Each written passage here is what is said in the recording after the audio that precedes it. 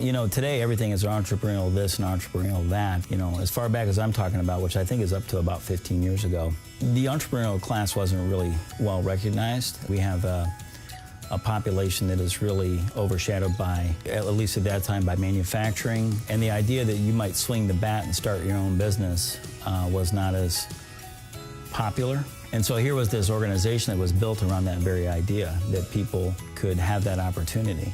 There was an allocation from the federal government for community development block grants. Emil Winokur, who was the program manager at the city planning department that dealt with CDBG funds, came to me and said, we have to allocate these funds. So I listened to Emil in his presentation. He was very passionate about it. His boss, Dennis Sykes, who was the director of the planning department, was enthusiastic for the program. I sanctioned it going forward. When David Hollister became mayor, he started a community gathering regarding government and what should Lansing be doing. And I volunteered for that. It was a 1 or 2 day affair. And out of that particular event, I was then notified that a number of us had been selected to form a micro-enterprise fund. So that's kind of how it got started. It was really the brainchild of some community people who convinced Emil, who convinced Dennis, who convinced me, and that's how it goes up the chain of command, and we convinced City Council. And it's been there for 20 years now. I got involved way back, and for me it was in the early days of Big B Coffee, but we were a struggling franchise company. And I had read an article in the Lansing State Journal about this organization that was giving out $5,000 loans, the Entrepreneur Institute. So my first relationship was picking up the phone and saying I could use one of those $5,000 loans. And so I met this lady and who was running it, and her name was Denise Peak. So for the first 5 years, it was getting the program very stable, getting the program recognition. We were more known for maybe our small loan program, but I also realized is you can't have people apply for funding or access to capital when they have no education in how to own, operate, and manage a small business. We changed the training curriculum.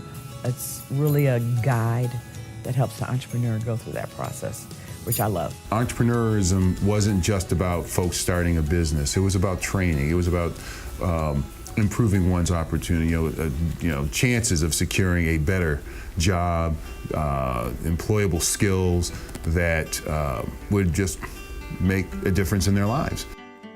It's all about seeing those entrepreneurs and seeing each graduating class and looking at them in awe and knowing the courage it takes for these people to start a new business is something that is just so inspiring to see. I see the graduates every now and again, and they're successful and they're happy and they're satisfied, and you can just tell that the programs have had an impact on their lives.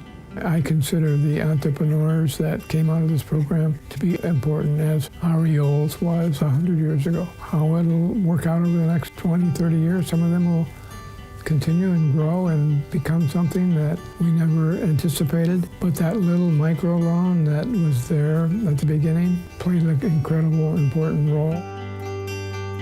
The person who's looking to be part of the Entrepreneurial Institute is one that realizes that there's more to learn, and they just have that entrepreneurial drive. They can do it. For the organization to have lasted for the last 20 years with a volunteer board, full-time staff of moi, and part-time, 3/4 part-time individuals along the way, I'd have to say I'm very proud of that.